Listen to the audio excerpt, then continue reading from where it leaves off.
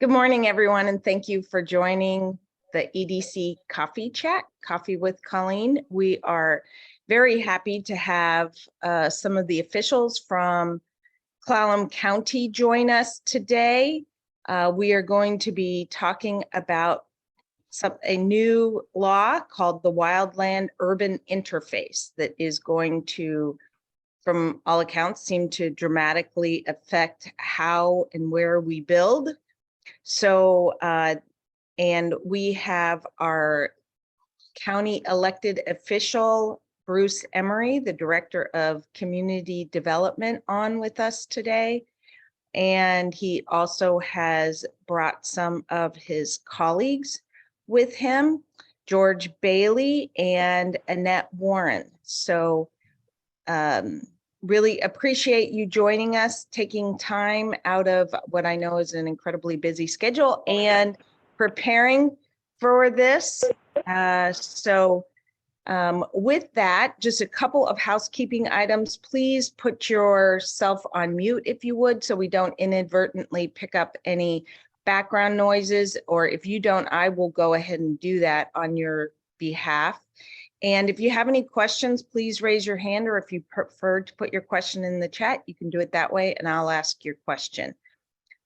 So Bruce, thank you for joining us, and take it away. I will go ahead and share screen when you give me that direction. All right, well, thank you, Colleen. I appreciate that. And go ahead and start the slide, I guess. Okay.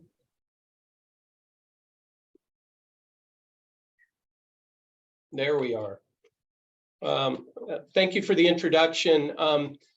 Just by way of introducing this regulation, you know, in the last decade or two, we've obviously all observed the fires that have happened in the West, in California, Colorado, et cetera. And during that time, you know, officials have been able to learn a lot about how fire spreads. And what kind of things have actually worked based on the evidence in terms of slowing the spread of fire, reducing the risk to life and property. And of course, once you get that information, the next step is a new regulation, and that's what we're looking at right now. It's called the Wildlands Urban Interface Code. Go ahead and move on to the next slide, Colleen. So in response to the unprecedented wildfires and loss of life, the Washington State Building Code Council adopted the 2018 International Wildland Urban Interface Code. The code sets forth development standards intended to reduce the occurrence of damage and loss from wildfires with respect to human development. So let's go ahead and move on to the next slide. State law, of course, gets adopted under the RCW, the Revised Code of Washington. And in our situation, the state adopted under 1927-031, subsection 4, portions of the International Wildland Urban Interface Code that was published by the International Code Council. The state actually did its own amendments to this code when they adopted the law, and the law is actually adopted under RCW 1927-560. And key to this and understanding how this whole thing works, it's basically based on a map, the statewide Wildland Urban Interface Area Map. Or the Washington WUI map, as it's become known. And so we can move on to the next slide and just get right into the map at this point. So here is a screenshot of the map that is currently adopted. It was set up by the DNR. There's a couple things to note about this. Without being able to zoom in any closer, you can see that the map is a little bit rough, and that's by design. The way these areas are determined is based on a 40-acre area, and taking a snapshot of a 40-acre area and determining your percent of construction density, your percent of vegetative cover, and also the proximity of these areas to areas that are considered high vegetative cover, which is essentially anything with 75% cover or more. And oh boy, where are we going to find that in northern on the North Olympic Peninsula? The map shows us 7 colors. Gray is an interesting one. That's areas that's considered non-vegetated and inhabited. That's predominantly urban and suburban areas with minimal natural fuels for fire. You can see that you have some areas within the city limits. There's also some of the areas on the north of Squim in some of the ag areas, or some of the areas where they've actually had some suburban development. And when the state set this up, they evaluated those areas as being non-vegetated and inhabited. Light green is areas, in this case, represented by the Olympic National Park. These are areas that are likely not to be developed for the obvious reasons. Brown, which we don't have any, is essentially uninhabited, but no significant natural fuels. I believe in Eastern Washington, we have those in a lot of the predominant ag areas and some of the more desert. The dump. Yeah, I guess the city dump is also considered uninhabited, but with no significant fuels. The 3 areas that we need to concern ourselves with, though, primarily focus with the red, which represents wildland urban interface. The yellow or orange, depending on your color scheme, is the wildland urban intermix. And the dark green, which is considered vegetated and uninhabited. Again, these are all determined by 40-acre pixels across the landscape and what occurs within those pixels. Concerning the intermix area, the orange designation, structural density generally ranges from low to high, and that's a range of anywhere from 1 to more than 120 units in any 40-acre area. So it covers a whole gauntlet, basically, of the kind of habitation that we have. And vegetation cover is pretty simple. It's either unvegetated is less than 50%, vegetated is 50% or more ground cover of permanent vegetation, which we predominantly have in Clallam County. It's just the way it is. Red, which is the interface, the wildland urban interface designation, structural density, again, is very low to high.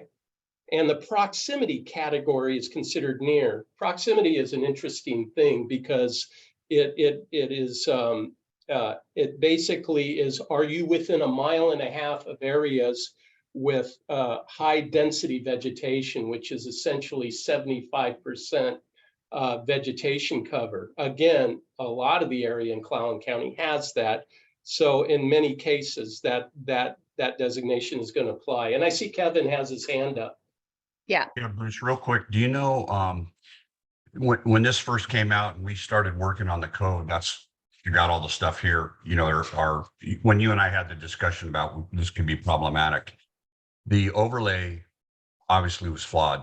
Do you know, is this a new version of it? Or this is the latest version that I was able to obtain. I actually copied it 2 days ago from the official website. And so if there are updated versions, I would be pleased to know.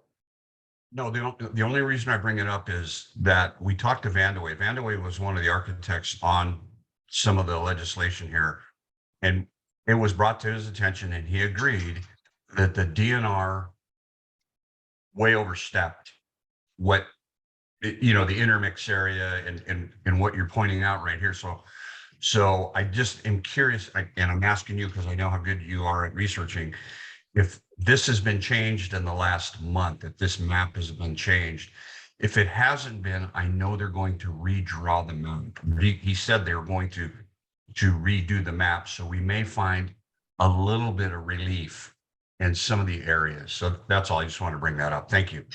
I appreciate that, and that will be well received. So I do want to reiterate, when it comes to the map, the 3 areas that we need to concern ourselves with is the dark green, the red, and the orange or yellow. because those are the areas that in one form or another, the WUI applies.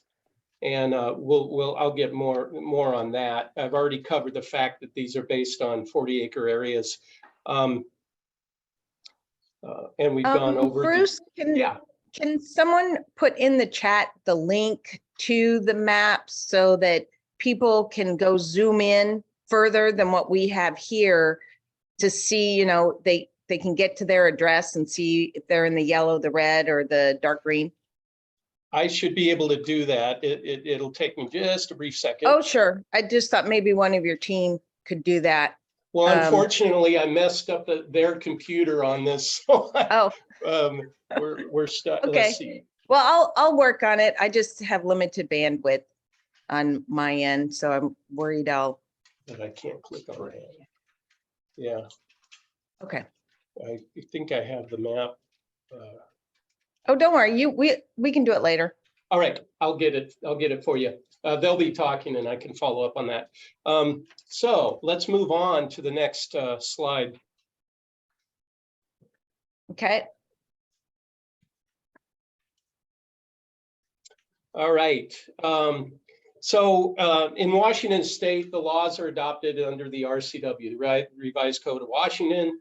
But the rules and regulations get adopted under the Washington Administrative Code. And in this case, WAC 51-55, which is part of the State Building Code. Section 301.2, the wildlands urban interface or intermix areas are subject to the regulation. So as I noted, those two, the red and the yellow, are subject to the regulation. So that's for the authority for those mapped areas to be regulated. Section 301.3, development within wildlands requires, and now wildlands being the dark green, so remember I mentioned that one as well, development requires the area, and again, we're dealing with 40 acres on center, to be designated intermix or interface. So let's say someone has a parcel way out in the sticks. There's no one else around them, and it's designated green on the map. If we get an application in there, we have to take a look at it and have to evaluate. If they've got one neighbor within 40 acres, all of a sudden we're having to put them in the in one of those two categories, the intermix or the interface, and the rules apply. And this also has to be achieved with a findings of fact. The Act references Appendix E, which gives a whole array of criteria to evaluate them. This information gets transmitted to the DNR and the map gets updated. And that's how this works. So it's like you come in, you want to develop, we have to go through this process first to be able to determine what it is you have, and then have an official action with the map updated as part of that process. Let's see.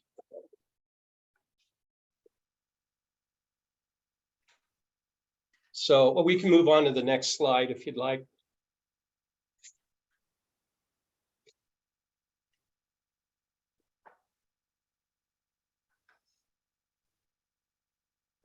So now we get into the prescriptive standards, and I'll add this caveat on all of this. This doesn't cover everything that's in the Act, but I keyed in on some of the key points. What we do believe is that there's going to be a lot of costs associated with this if people have to take the prescriptive approach. And basically that is, if you're within this area, you have one of two choices. You can take the prescriptive route, which means meet all the building material criteria and defensive space criteria that the Act requires, or you can go to the alternative method. And I'm not even going to touch that because it's a little bit beyond my understanding. That's why I have Annette and George with me today. But under the prescriptive criteria, just starting out with roofs, roofs shall comply with Class A rating, which is a type of fire-resistant material use. Spaces between roof and roof deck at the eave ends shall be fire-stopped or have 1 layer 72-pound mineral surface cap sheet. And roof valleys shall be galvanized metal over 36 inches wide layer of 72-pound mineral surface cap sheet.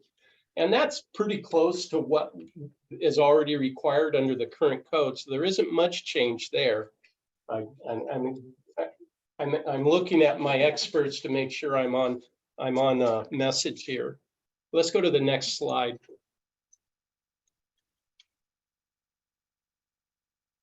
Oh, we're there. Exterior walls, this is where it starts to get interesting.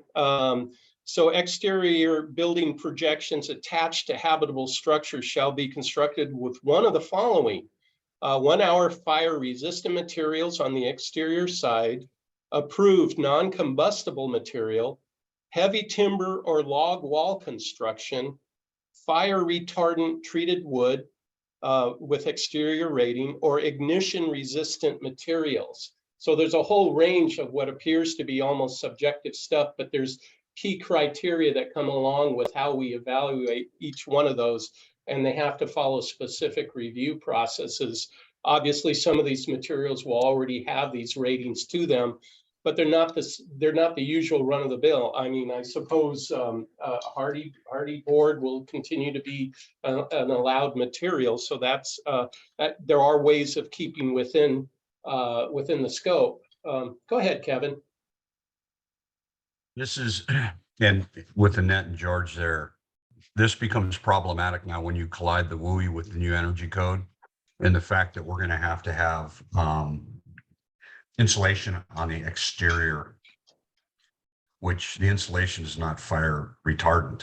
The insulation is highly flammable, you know, the rigid insulation. So I'm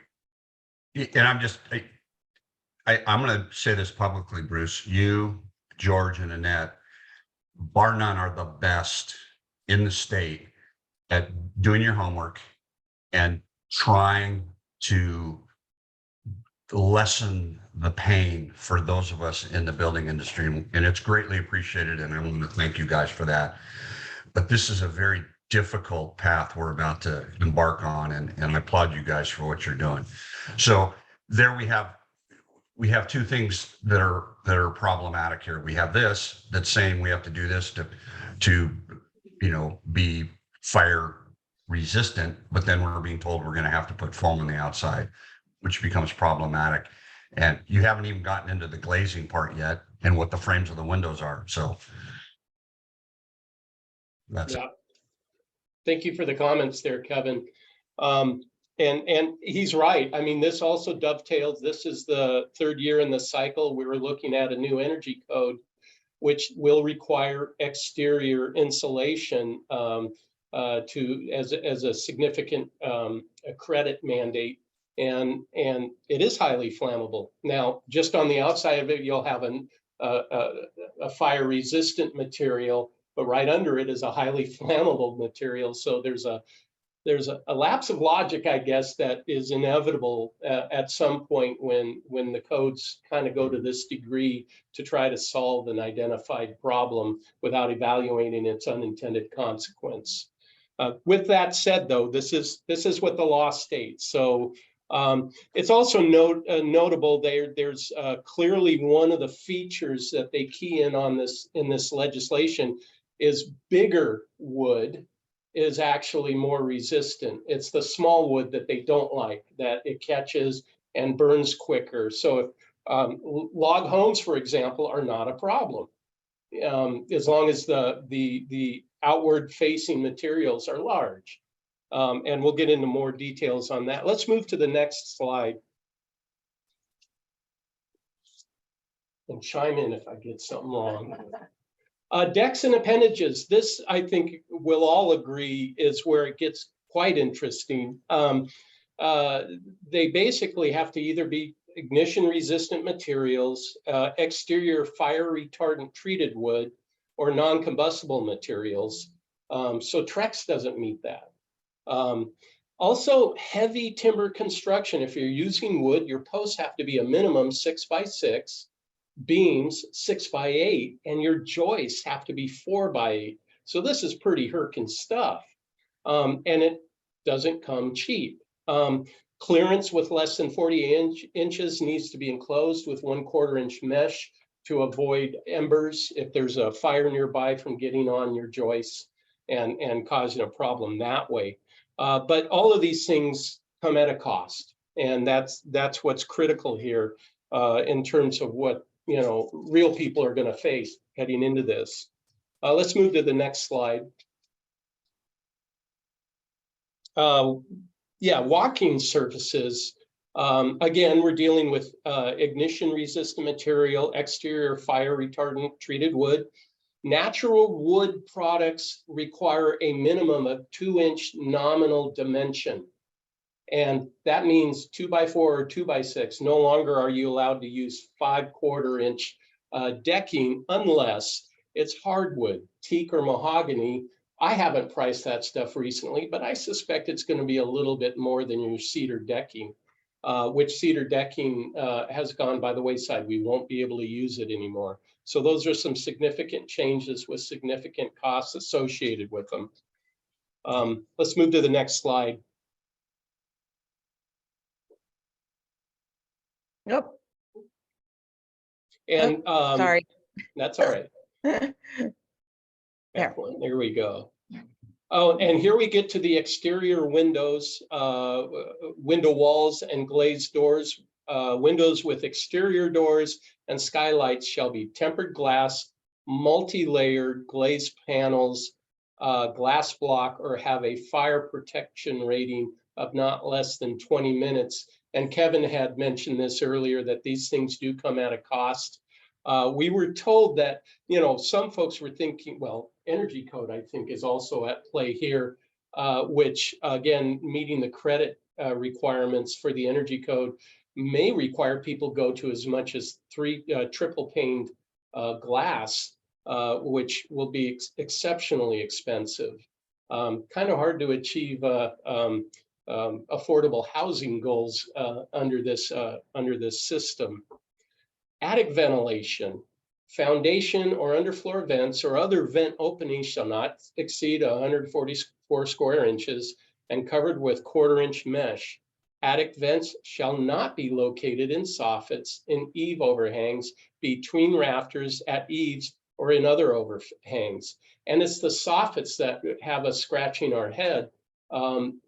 Getting adequate airflow in the attic is necessary to keep it cool and also to control moisture and avoid mold and other bad things from happening. And so we're still scratching our head at how are we going to be able to achieve those objectives, those necessary objectives, with these standards in place. And keep in mind, the idea it was that they would be that they're protected from like receiving embers and having a fire start within a home if there is a forest fire nearby. But at the same time, it certainly creates unintended consequences with our focus. So that pretty much concludes my part of it. I'm not going to attempt to deal with the defensive space myself. I'm going to defer to the experts on this. So I'm going to turn it over to George and possibly Annette, and I'll let them sit in the driver's seat.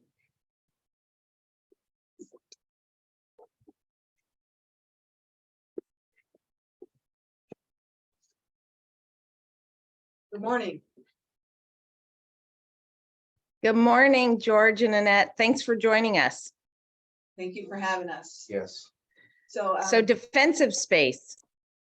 very complicated, though it sounds simple, it can be complicated, especially within our area where we have predominance of critical areas that also need to be preserved. Cutting down trees is not necessarily what everybody in our community wants. It's not pretty to look at to have everything chopped down, but creating a defensible space around your home is necessary to prevent fires from creeping from the forest and consuming your home in flames, or in the opposite, your home creating the forest to catch fire. So the defensible space has some certain criterias that need to be met for areas around the home, dependent on whether you want to take advantage of some credits per se to the amount of fire resistant construction that you may have to use on your home. So Bruce went over the prescriptive requirements for the building code elements. There's alternative methods that he didn't speak to because they become so complex and there's so many varieties that you can use. But hopefully this alternative method will allow reduction of fire resistant materials as you increase your defensible space around your home. So there are some avenues that it won't be quite so egregious as what Bruce had to talk about. So how large does the defensible space have to be? The minimum is 30 feet, and then it can get up to 100 feet, depending on the slopes of your property and other elements that would require the increase. Yeah, structural density, etc. But you can increase that amount, say from going from 30 feet to 1.5 times that, 45 feet, which will allow a reduction in that fire resistant material construction that you'd have to use. So it is encouraging people to clear further from the home than the minimum and take advantage of those credits. So what if you're in a smaller lot where your side setbacks are less than 30 feet? Correct. So the code does say that you take it to the lot line, your defensible space to the lot line. Or 30 feet. Okay. So we have quite a few, I'm sure you have more you wanted to share. So you want to do that and then we'll go to some questions in the chat. Actually, maybe the questions would be easier avenue to address what the concerns might be. All right. So let's see. Peninsula Housing Authority, did you want to ask your question or would you like me to read it? You can go ahead and read it. Okay. Was fire history used to determine the classifications noted on the DNR maps? If so, was the county involved with DNR in establishing the maps by providing the fire history on the peninsula? As far as I know, no. No. The county wasn't consulted. And Okay. it's not a criteria articulated in the regulation. Okay. And the next question was, will the county be establishing a list of approved non-combustible materials and ignition resistant materials?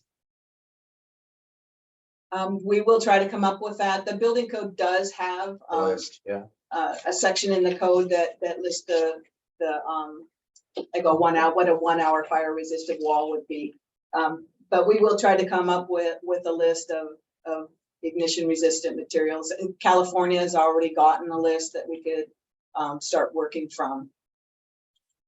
Okay, great. Julia, do you want to ask your question? Well, it sounds like it may have already been answered. They were talking about the defensible space going up to 30 feet or the property line. So Okay, I think it's already been answered. Thank you, though. sure. And Mike, I guess, yeah, Mike. Which Mike? Mike, Yeah. I think from the fire department. Yeah, that's me. I didn't have a question, but since you brought that up, I did make the mention that I think the defensible space is, from the fire department's perspective, is probably more critical than hardened construction.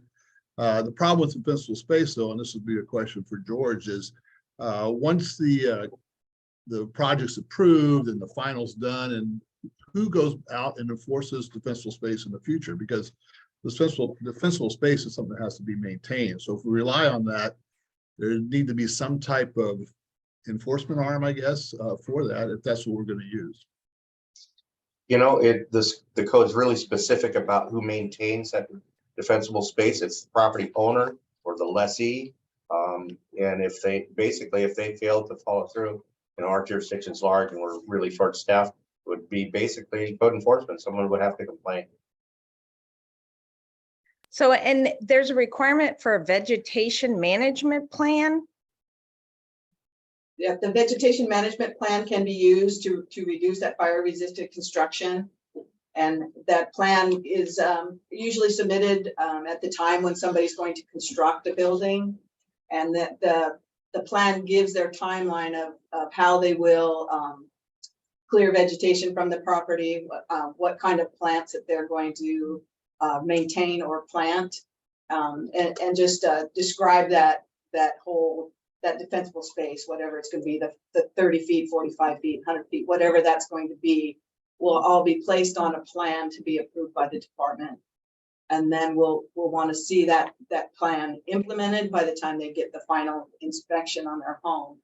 And the maintenance then is the responsibility of the homeowner. But that's going to become very complicated once people get a drift of this avenue of complaining about your neighbor. People want to complain when they don't feel that properties are maintained. Then we have a date timeline that, you know, this neighbor may have to comply because they were under the WUI code, but the neighbor right next door, they built previously, they're not under that same. Yeah, they're exempt. They don't have to have that defensible space. So it's going to become very complicated in the enforcement of how that maintenance portion moves forward.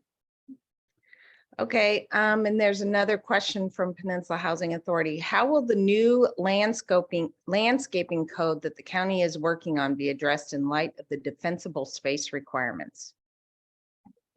We'll have to leave that to Bruce. Yeah, that's the first thing. Well, I'm off screen, but my best stab at that is we are going to have to take a look at the code and make changes to ensure that it is compliant. You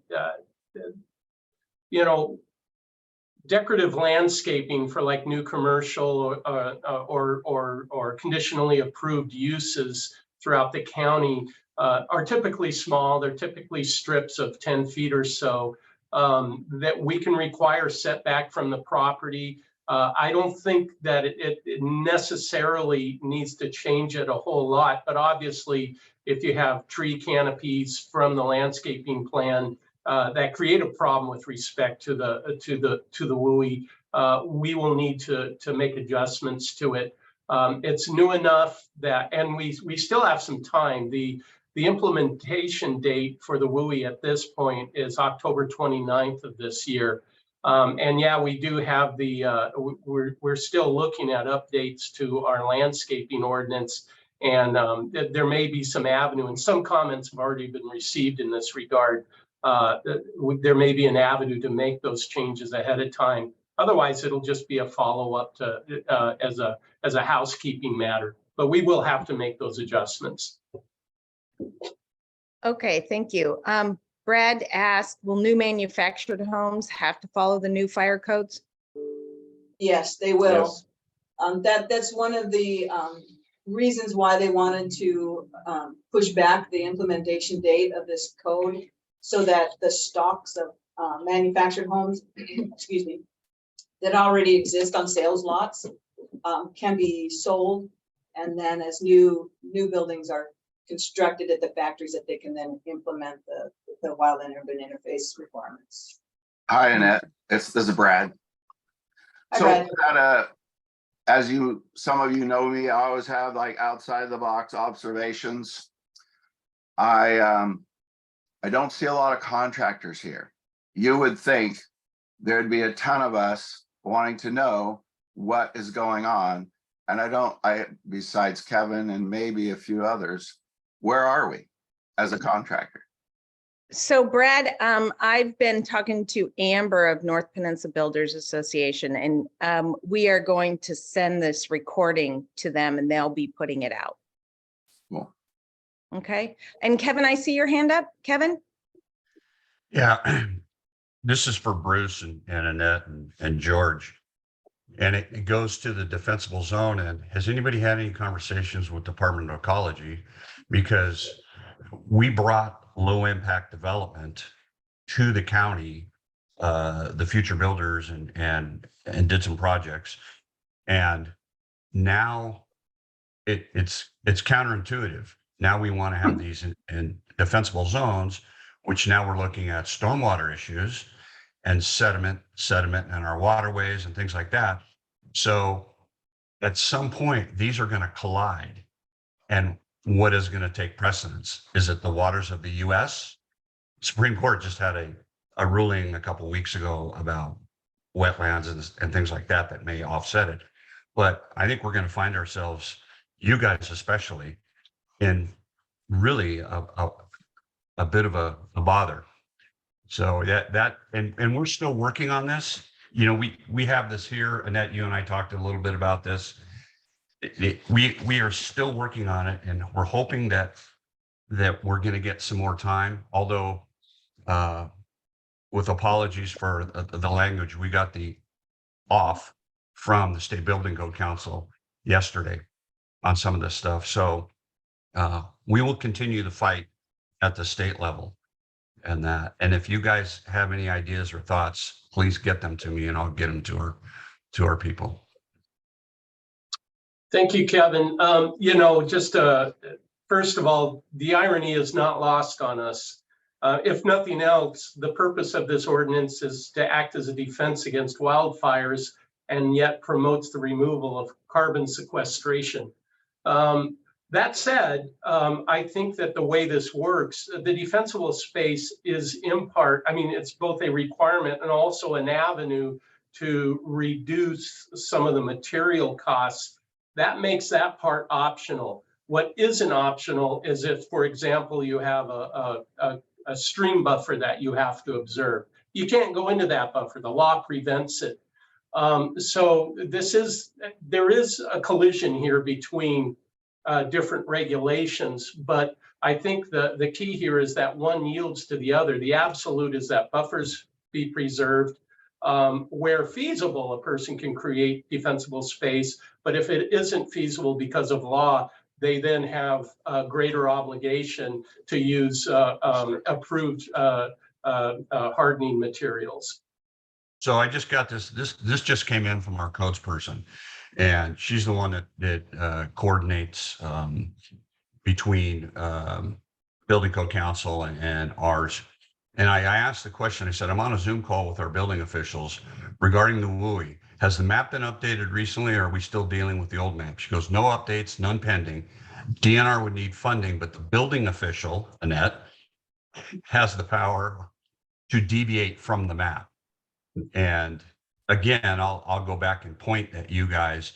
We have always found you guys to be very thoughtful and pragmatic, and we are blessed to have all of you in our building department and running it. So Clallam County, I think, is in a good spot. I see Matthew from Squim on here. Joel, I saw Joel from Squim is on here.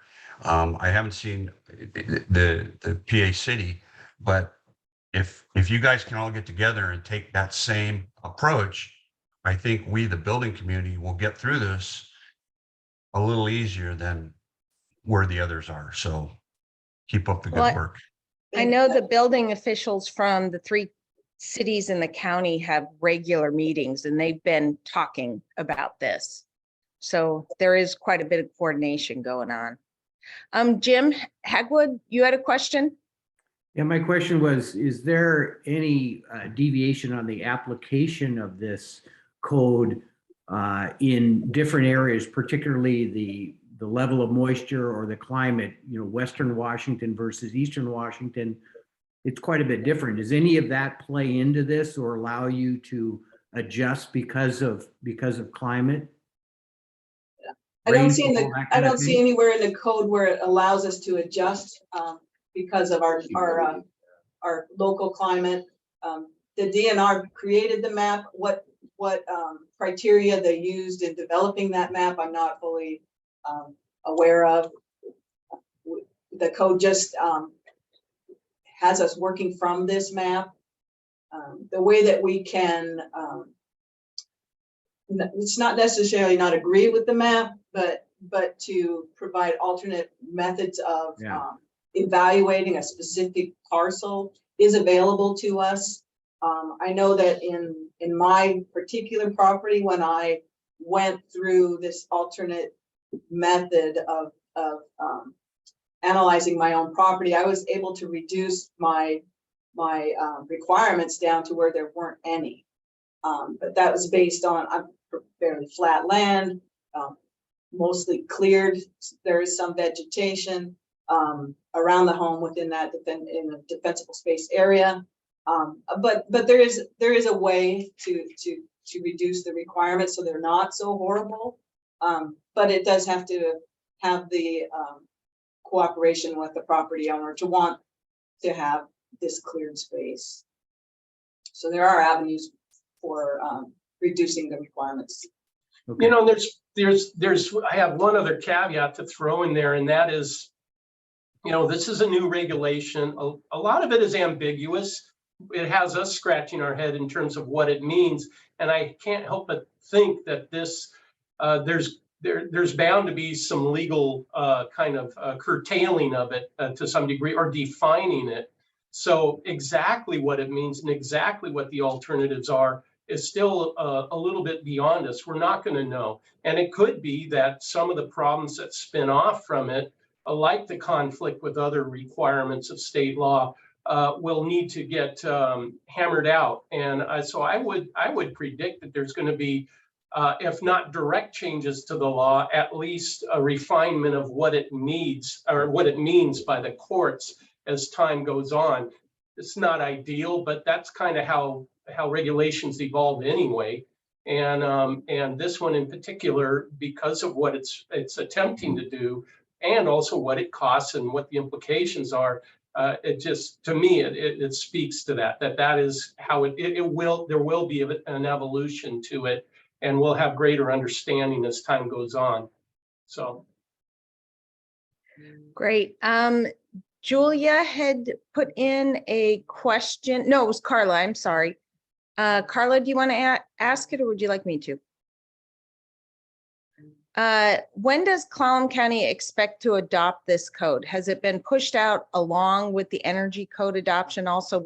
And I'm going to put the slides on our website along with the recording, clallam.org, and then you can find it from there. So they'll be on later today. The codes, all of the building codes, which the WUI is part of that, and the energy code is also part of that, have been all pushed out to October 29th, which happens to be a Sunday. So. Okay. And Happy Halloween. Peninsula Housing says, since the WUI code applies to maintenance, what is the county's definition of maintenance? What are some examples of the examples of maintenance that will trigger WUI code permit? I'm not sure what Annie means by a WUI code permit after. I mean, the permitting that's done is done at the application of the construction of a building. The maintenance is that they maintain their defensible space. Well, the code does mention maintenance, the maintenance of a building, but I think we're on safe legal territory when I say that, you know, I think what they're referencing in the code is a maintenance that requires a permit.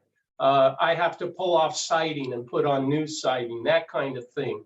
I don't necessarily think re-roofing or new roofing, but if you have to pull everything off, I mean, it's the point at which a new permit is required. That is typically the trigger for requiring compliance with current code versus a routine maintenance that is vested from compliance with a new code.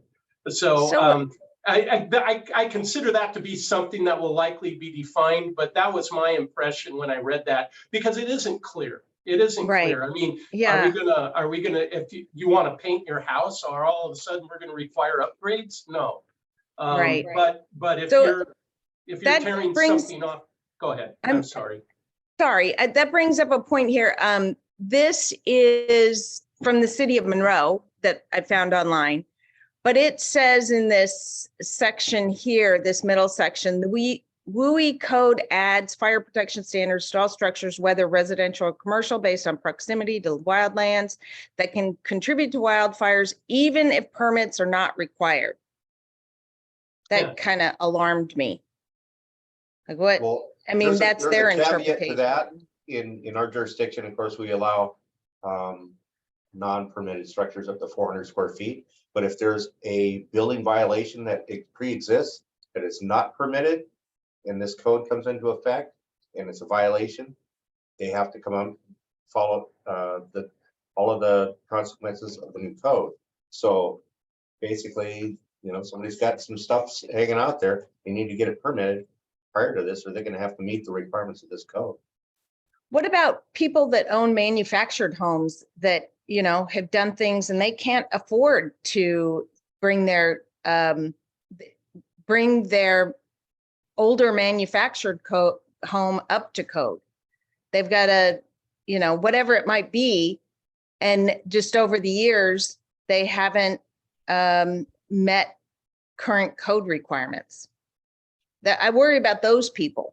Right, as an existing building, they're allowed to continue the use as they exist. If they're going to do additions onto them, of course, those need to comply with the code. But only the addition, not the remainder of the building. Yeah, and Colleen, with respect to vesting of pre-existing situation, pre-existing development, section 104 or 101.4 states that the provisions of the code shall apply to conditions arising after the adoption thereof, conditions not legally in existence at the adoption of this code, and conditions that, as determined by the code official, constitute an egregious hazard to life or property. So if someone has a clearly dangerous situation, we could apply it. But basically it's saying pre-existing development is vested. Now, the maintenance component muddies the water a little, but that's why I say it seems to me that the trigger would be is a permit required. If a permit's required, that means it's a change condition and we're obligated to impose the code at that point. But if you're just, you know, like I said, if you're just painting your house, no permits required, we're not going to get involved in that. Mm-hmm. Okay, great. I see a situation with manufactured homes when they're a used home and moved from one location to another location. The code then does apply to that building. So that manufactured home would have to be brought into compliance with the WUI code for where it's situated. Okay, but if it's an older home that they're having to move it out of a park, as an example, do they have to bring it up to L&I standards, current standards when they move it? L&I standards is far what they would have to do for us, because we don't get involved with the interior of a manufactured home. We're just concerned with the exterior of the home. So they would have to put up, you know, if they have to go through the same process as a stick-built home for the new location. So do they have to have fire condition resistant materials on the exterior? Ugh. Then they would have to. But then, I mean, if you do that, now you've violated the L&I rules, because you're not allowed to modify, you know, things on it without. Right, we can't inspect and those modifications, but we can direct them to L&I to get the alteration permits that will outline the requirements of what they would have to do to that home to be able to get approval to place it in the new location. Okay. Mike, you had another good comment. Do you want to talk about it? I was just saying that just as a point of discussion, the international code or the model code also in this WUI adoption talked about access and water, which from the fire department's perspective is very important, especially access. We bring quite a bit of water with us, but access, which we have difficulty in our fire district for a lot of the unincorporated areas is accessing these homes and fairly large homes. Does the county, even though the state hasn't adopted, is the county during this process of adopting this code going to look further into maintenance of access and water requirements.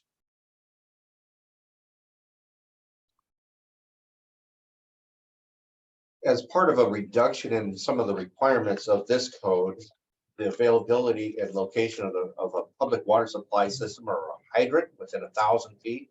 I mean, there's a lot of benefit to having a public water supply system.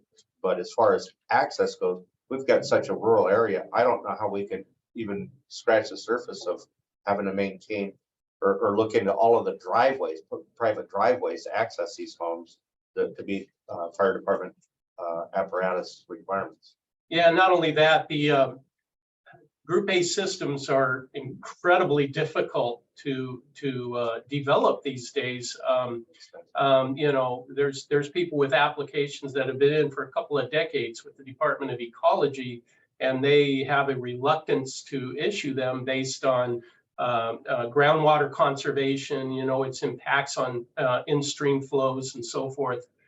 So it's not likely that we can use that as a mechanism to sort of improve things.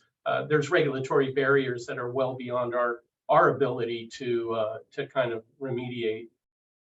There is a chapter 8 of the code that has a form that you can apply some of the development standards, and some of those are one-way driveways greater than 20 feet, turnarounds, hammerheads, cul-de-sacs, loop driveways. You can get point credits for those, which is, like I say, that's for your benefit for new construction to make the access more available to fire departments, but it's not a requirement that we can see. Well, thanks, George, for that. And I also appreciate the fact that you do see the difficulty with some of these driveways and so on. That is, in a nutshell, one of our bigger issues in the rural areas. So I'm glad you brought it up. So Randy, you have your hand up, Commissioner Johnson? Yeah, no, thank you.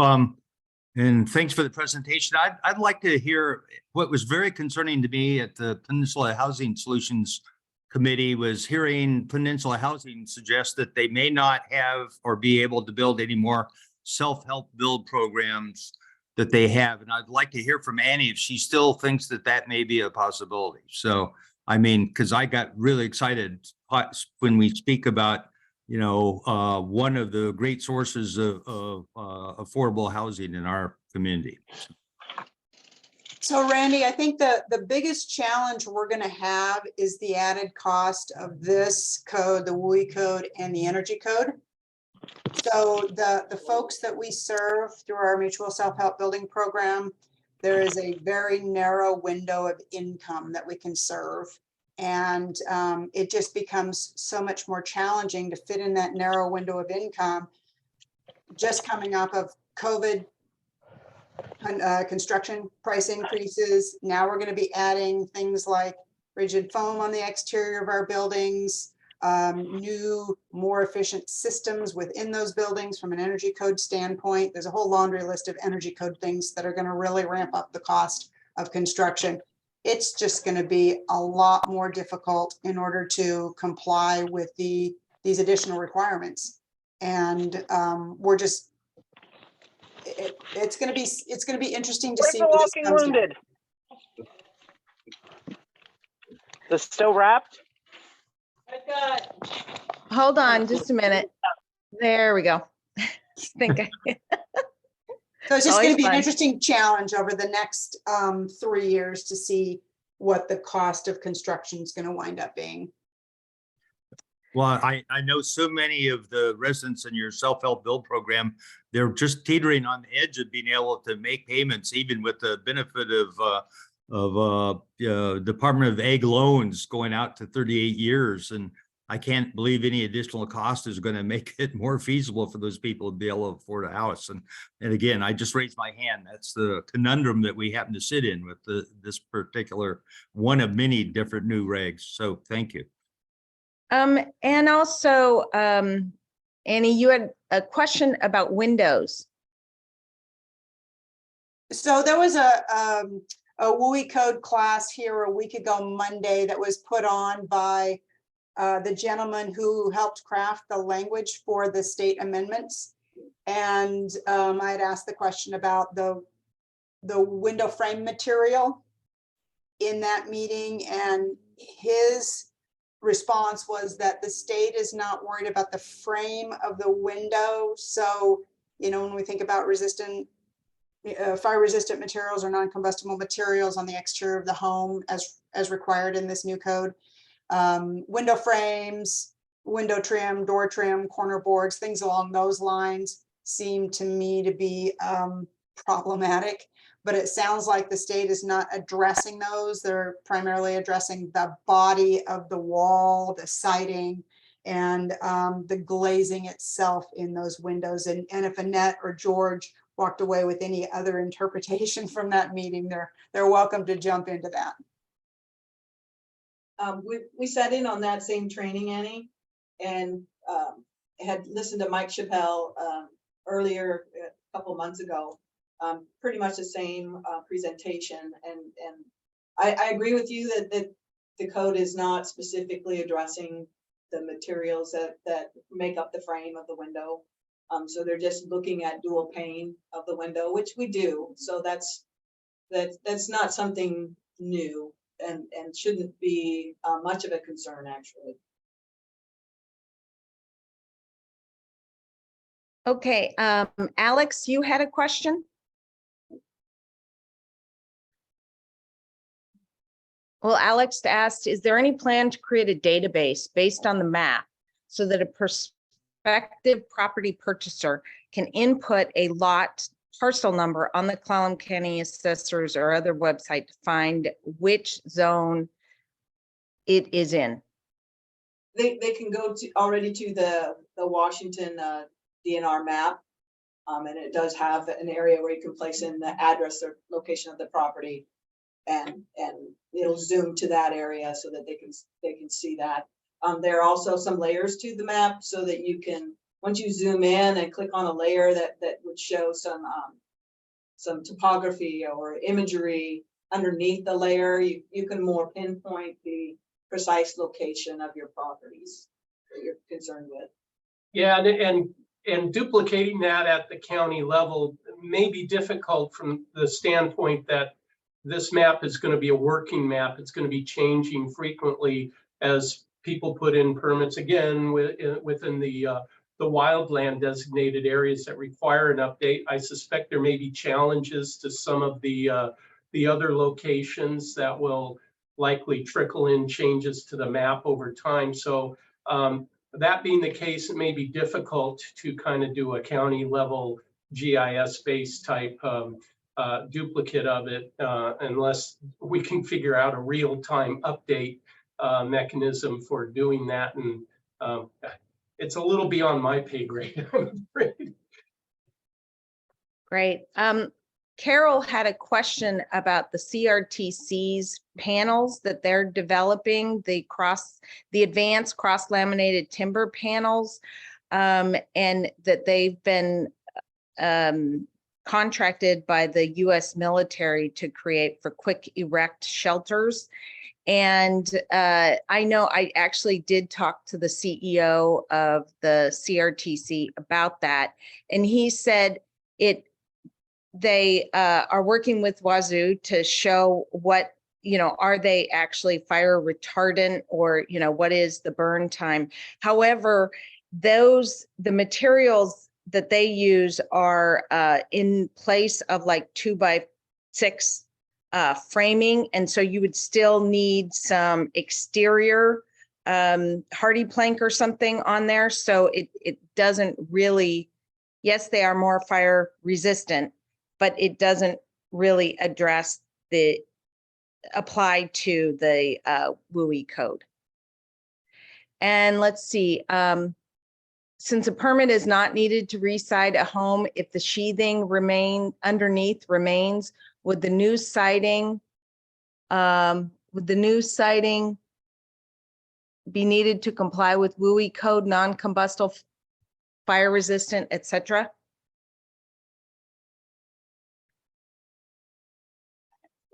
That's a good question. That's a good question. most of the siding today is fire resistant construction. All of the hardy and Eldora and some of those other types of siding meet that requirement, unless they were going to go with cedar or some type of a wood construction. We'd have to look to see if there was a threshold of performance that you'd have to meet before that was required. Like a 30% value of the building or 50% value of the building. We'd have to look at it. I don't at this point. I can't offer anything but condolences. So what's your best guess on how much this would add to the cost of a permit or to build for a 1,800 square foot spec home? You want me in to the county? answer that? Yeah, Sure. go ahead, Kevin. I'll answer that. It's unknown, Colleen, because you have so many factors in play now because of WUI, where you're at, energy code and things like that. Are you adding this, but not adding this? And it truly is something that we can't put our fingers on. I'm going to give you an example of a house I'm building right now. If we followed the WUI and since we are not going to be able to vent soffits, there's a problem there. And that is, well, we can vent soffits by roof jacks, or we can vent soffits by gable venting. They don't work that well, especially now with the energy code increasing the amount of insulation they want in there.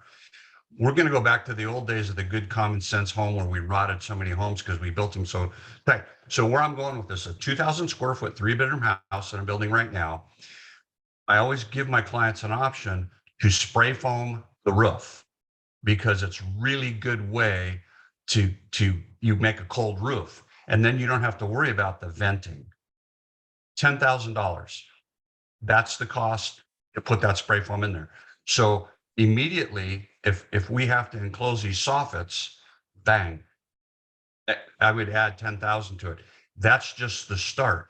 The second part of that, we're talking about rigid insulation on the outside. You start reading the manufacturer's directions to put siding on, and they do not want you putting siding onto rigid. So now you have to put furring strips in there. You have to get inventive. So now you're adding another layer of cost, labor and materials, if you do that. So we can't, and we get asked this question all the time. Is it affordable and attainable? No, we no longer have affordable, attainable housing. And we keep putting these layers on. That's why we're still fighting, with this. The energy code is, we're at the land of diminishing returns. We're not getting anything else. It's not about saving electricity now. This is all about carbon sequestration. And now with defensible zones, we're talking about taking out trees. What takes care of carbon? Trees. Our trees take care of the carbon. So there is no known formula. And we're talking about just Clallam County here. But as we go and we have meetings, and next week I go to Spokane for our summer board meeting, we'll talk about this. What does it cost in Whatcom County? What does it cost in Thurston County? What does it cost in Spokane County? It's different all over the map. It's going to be a lot.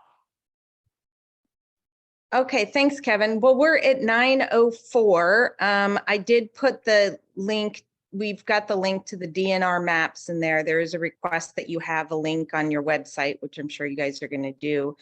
And so I hope you guys are able to figure out as much as you can before all this goes into effect on October 29th. And and I'm sure this is going to add a lot of work for you all in trying to approve a permit, and it'll probably add quite a bit of time for you to issue a permit, I would expect, especially early on as you're trying to figure it out. We'll have a learning curve for sure. Yeah. We've already seen a pretty substantial increase in the permit activity, and we believe it's driven by folks wanting to get out ahead of these new regulatory changes. So it's already a burden. Okay. All right. Well, thank you, everyone. And we will have the recording of this up on our website today, clallam.org, under Coffee with Colleen. And we'll also have the slides there for anyone who would like to download them. Okay, thanks, everyone. Have a great day. Thanks Thanks, very Colleen. much for joining us. Bye-bye. Bye.